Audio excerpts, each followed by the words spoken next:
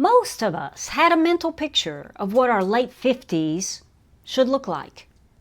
The mortgage is gone, the kids have launched, and we finally get our time back. But for a lot of Gen Xers, that finish line just got moved another 5 miles down the road. We look at our life and wonder how it became the busiest, most exhausting, most expensive season of our lives. We thought we'd be making better money and have more left over at the end of the month.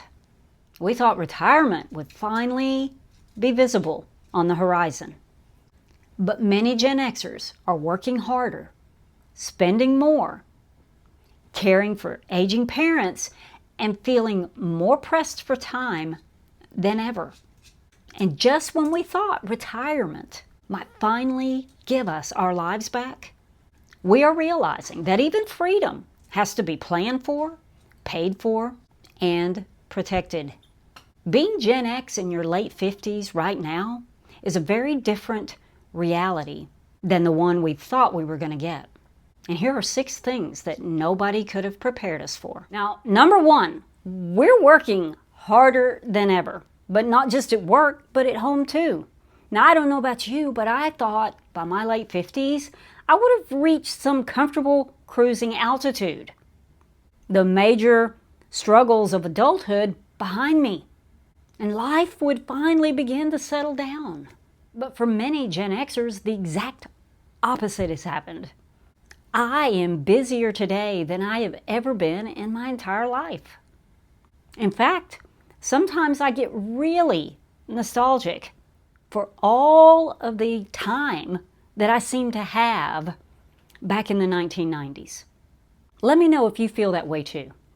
You know, at work, many of us were dealing with higher workloads, fewer employees, and constant changes in technology. We're expected to learn every new system, every new program, every new way of doing something when the old way worked just fine. We may be answering to managers much younger than we are. We may be training newer employees while wondering whether the company still sees us as valuable, or whether somebody's sitting behind a closed door trying to figure out how to cut staff even further. And losing a job now would look very different than losing one when you're 30. And then, after carrying all of that at work, many of us go home and then start the second shift. And that may mean helping aging parents, adult children, even grandchildren. You might even be caring for a spouse. It may mean after-work errands, household responsibilities, appointments, pets, and everybody else's emergencies. We've reached an age where people assume we should be slowing down while our actual responsibilities seem to be speeding up. And because Gen X built their identity around handling things, people continue giving us things to handle. We were the kids who took care of ourselves, and then we became the adults who seemed to be taking care of everyone else. And apparently, there was never going to be a shift change. Number 2 is we may be earning more than ever and still having to shrink our lives. And here is another hard reality check.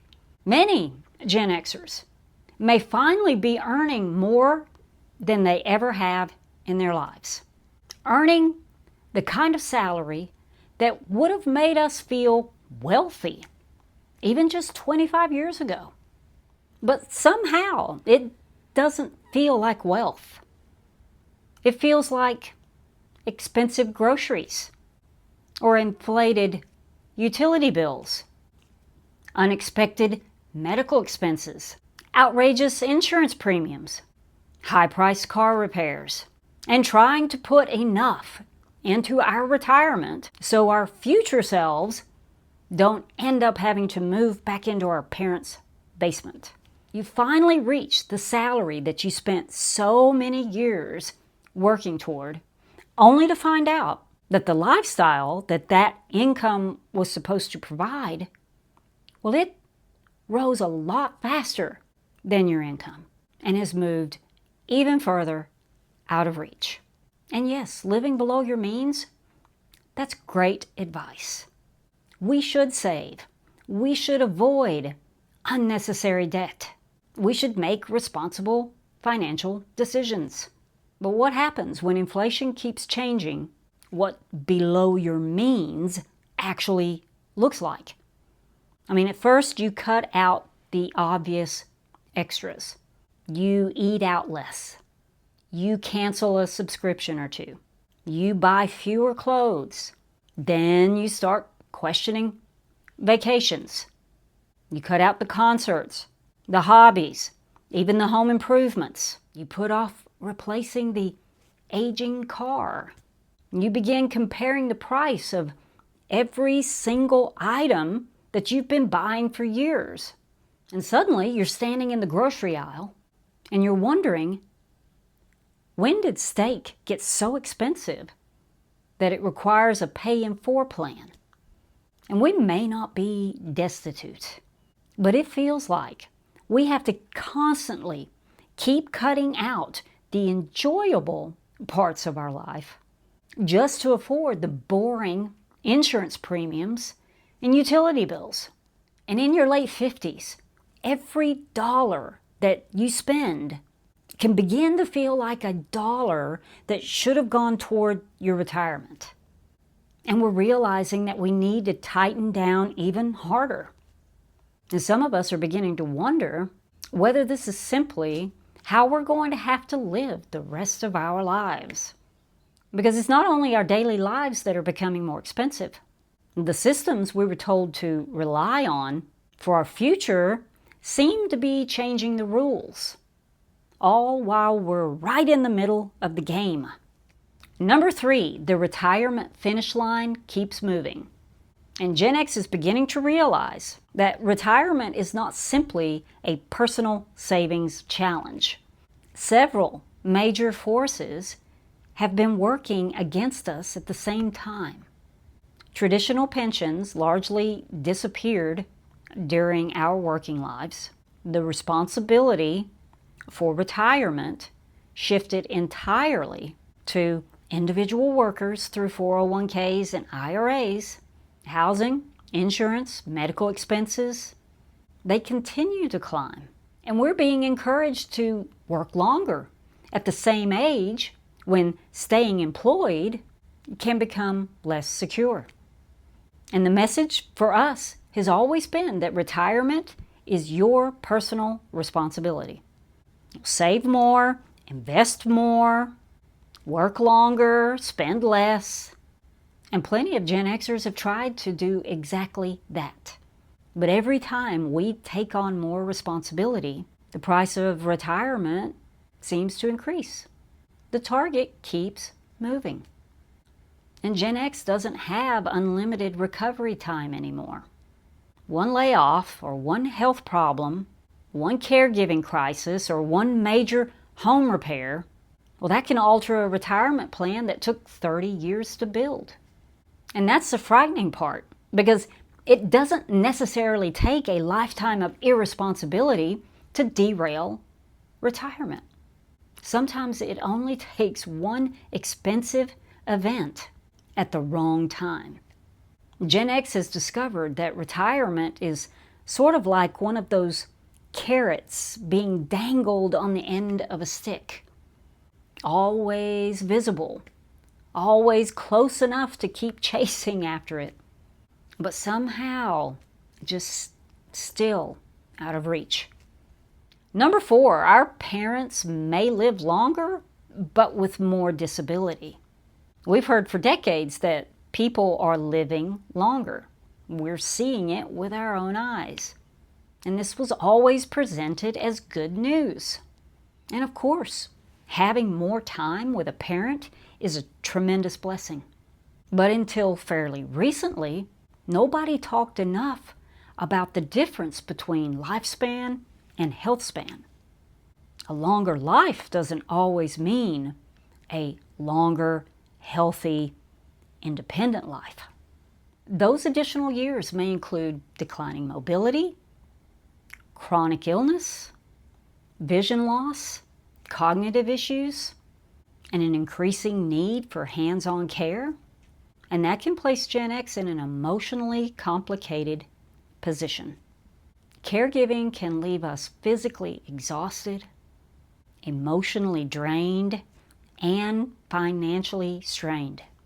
Because it's not just always, our own retirement money that we've got to worry about lasting us the rest of our lives. But what about our parents' money? Is it going to last them as well? And caregiving, it can mean missing work, using vacation days for their medical appointments, spending your lunch hours making phone calls, managing medications, transportation, insurance, and increasingly complicated care. And in many families, most of that falls on one person. Ask me how I know. I know every one of these things up close and personal because I have been caring for my mom for years. And very few of us were taught how to prepare emotionally, logistically, or financially to step in like this for 10 years or possibly longer of managing someone else's care. And the problem isn't that our parents are living longer. The problem is that families were never given a realistic system for supporting these longer lives. Now, it's not like, the olden days where everyone lived in villages, and everybody just kind of pitched in and took care of each other. Most all of us were all trying to run our own lives at top speed. And there's nothing like a caregiving crisis to turn all of that upside down. And the only infrastructure out there is a family stepping in or some long-term care facility. There's not much in between. Now, before we move into the next heavy reality check, I think Gen X deserves a brief intermission. Remember when we believed that technology was going to make our lives easier? We now carry a device in our pocket that gives us access to nearly all human knowledge. And somehow, we still spend 15 minutes resetting a password just so we can pay a bill online quickly. We have smart televisions that require software updates, smart appliances that send us notifications. Seriously, who thought we needed or even wanted all of this? Honestly, do you need your washing machine to ping you on your phone to let you know it's entered the spin cycle? Which leads directly to the next realization. Number 5, we have less free time than ever. Technology was supposed to save us time, and in many ways, it has. We can order groceries without entering the store. We can pay bills without writing checks. I don't have to go somewhere and buy stamps anymore. And I don't have to spend 45 minutes wandering through Home Depot trying to find a 12-inch piano hinge and drywall screws. Anyway, but every time technology saves us time, the world seems to fill that space with more expectations. Because communication is instant, people expect instant responses and constant availability. Because errands can be handled online, we're expected to handle more errands. Because we can work from almost anywhere in the world, work can now reach us everywhere. And every modern convenience seems to come with another account, another password, another app, another software update, and another notification that all requires our attention. Attention has become the most sought after commodity and the one that we should protect the most. Because the time that technology saves us, it never seems to come back to us as leisure. It just gets absorbed by more work, more communication, more decisions, more clicking, more scrolling, and more things to keep track of. And at the same time, many Gen Xers are still working full-time, caring for their parents, helping adult children, managing households, and trying to prepare for retirement. We thought by our late 50s, some of those demands, well, they began falling away. Instead, our lives feel more administratively complicated than ever. We can complete a task faster than we could in 1995, but now there are 20 more tasks waiting behind it. And that is why so many of us, we feel nostalgic for the time that we seem to have back then. Life may have been less convenient, but it also had more natural stopping points. Stores closed. Work stayed at work. People could not reach us everywhere, anytime. And every quiet moment didn't immediately get filled by a screen or a message or something else that we were supposed to handle. So yes, technology, it saved us minutes, but modern life has taken away the margin.